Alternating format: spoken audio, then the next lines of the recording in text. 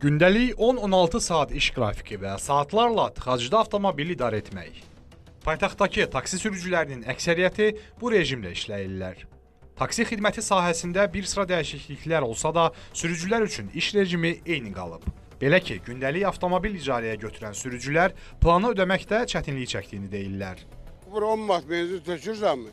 Bir 3 manat, 5 manat yeyirsənmi? 15 manat öldür. Bunun suyu, sigaret, hansı və aşağısı 15 manat. Elə 15-20 manatdan ancaq istəyirəm mən. Bir gedişi.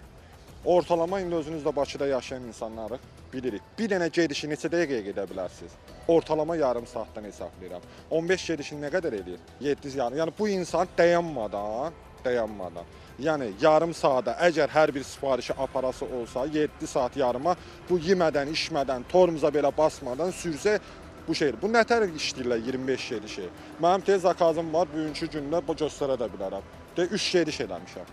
Sürücülər deyirlər ki, nəqliyyat vasitəsini götürməzdən əvvəl depozit ödəyirlər. Daha sonra isə gündəlik icarə haqqı, yanacaq və digər xərcləri ödəmək müşkülə çevrilir. Günü 25 manata götürmüşəm mən. 25 manata. Bu benzini də hesablayanda nə bilim nəyi 30-35 manat o da elə onu ver, benzininə ver. Vəssalam. Arada yiyə bilsə bir dönərdən zaddan da yeyirik orada vəssalam. Onu da səndən almalıdır da, məcbur da almalıdır. Onu da ki, sən sabah sınır harasısa qoyub gedərsən, eləyərsən, ona görə alır. Ona görə verməlisən depozit. Arenda götürür 20 manat arendasına verir aşağısı. Başına. Gərək bir 20 manat özünə qazana, 20 manat da rasxodur. O da başarı işləyir, işləyən də var, işləyən. Saat tezdən altdan qalxır, gecə saat 12 kimi işləyir. Onlar işləyirlər.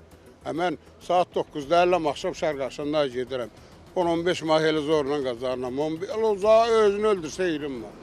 İkimizə də maşının nökəri işləyirsən, günə 100 manat qazanırsansa da, get ondan sonra bir dənə şirkətə sürücü kimi düzəl, gününə belə götürəndə 20-25 manat verir də şirkət. Get bir dənə, o da normal 8-dən saat 5-ə qədər gedişini işlə də.